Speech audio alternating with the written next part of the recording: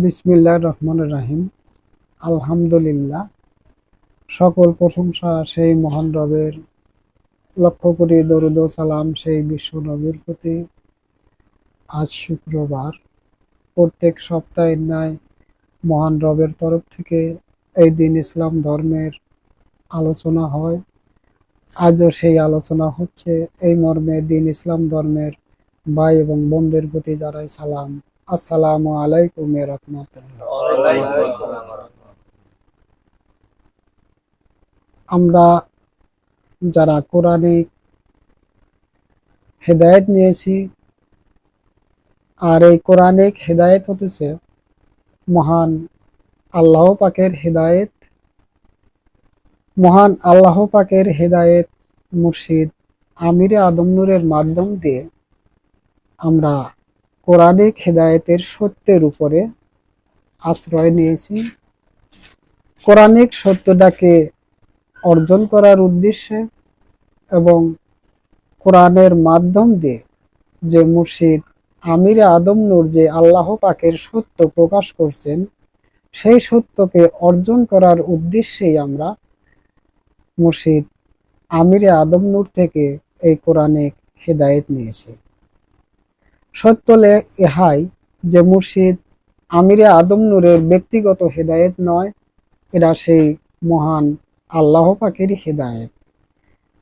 এই হেদায়েতের সত্যটা মুর্শিদ আমিরে আদম নূর যখন অর্জন করেছেন এবং সত্য হয়েছেন, আর সেই সত্য আমরা শুনে জেনে আমরা সেই মুর্শিদ আমিরে আদম নূর থেকে আল্লাহ পাকের হেদায়েত বা কোরআনিক হেদায়েত গ্রহণ করছেন।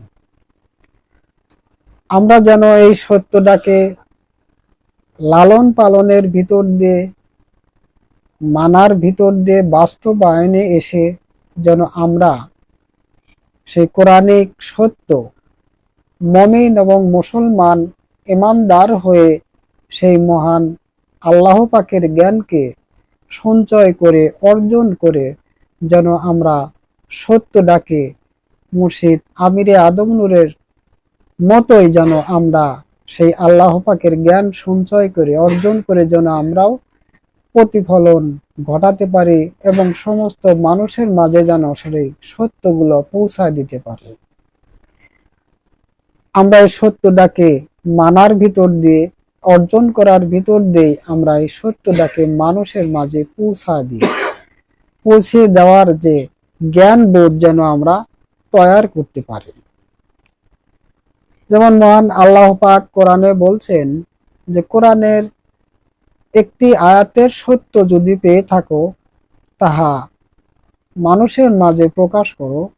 মানা এবং না মানা তাদের ব্যাপার।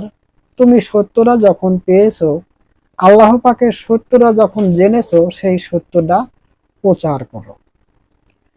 আমরা সেই সত্যগুলো আমরা যখন জেনেছি এবং বুঝেছি, সেই মুর্শিদ আমিরে আদম নূরের ভিতর দিয়ে আমরা সেই আল্লাহ পাকের সত্য বা আদম নূরের যা সত্য, সেই মুর্শিদ আমিরে আদম নূর থেকে আমরা যখন পেয়েছি, তখন সেই কোরআনিক সত্য সহকারে হেদায়েতের ভিতর দিয়েই সেই আল্লাহ পাকের সত্য বা আদম নূরের সত্যকে অর্জন করার জন্যে আমরা কোরআনিক জীবন ব্যবস্থার উপরে এবং কোরআনিক সীমানা এবং কোরআনিক গণ্ডির ভিতরে আশ্রয় নিয়েছি।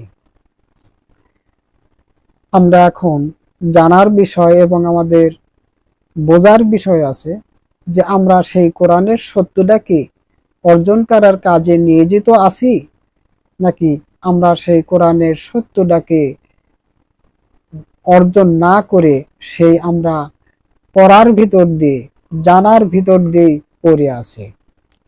এরা আমাদের অবশ্যই নিজেরাই নিজে হিসাব করে সত্যটাকে আমরা উপলব্ধি করার চেষ্টা করি যে আমাদের জীবন সত্য করার পরিবর্তে আমাদের জীবনকে কোন দিকে ঠেলে দিছি এবং কোন দিকে আমরা নিয়ে যাচ্ছি, আমরা নিজেরাও কি বুঝতে পেরেছি? এটা অবশ্যই আমাদের জ্ঞানে এবং বুঝে রাখা অবশ্যই উচিত, যেহেতু যে সম্পদ, যে আল্লাহ পাকের সম্পদ, যে আল্লাহ পাকের সত্য, যা অর্থের দ্বারা, পৃথিবীর ধন সম্পদ দ্বারা ক্রয় বিক্রয় চলে না। সেই সম্পদকে, অমূল্য সম্পদ যে আমরা সেই মহান আল্লাহ পাকের কাছ থেকে আমরা বিনিময় করে নেব, আমরা সেই সত্যটাকে অর্জন করে নেব, সেটা কিভাবে আমরা পেতে পারি সেই ভাবনা কি আমরা ভেবেছি? সেই সত্যটাকে কি আমরা উপলব্ধি করতে পেরেছি আমাদের সেই কর্ম এবং ইবাদত দ্বারা? কতটুকুন সত্য, কোরআনের সত্য আমরা কতটুকুন বুঝতে পেরেছি? এটা আমাদের অবশ্যই উপলব্ধি করার বিষয় আছে।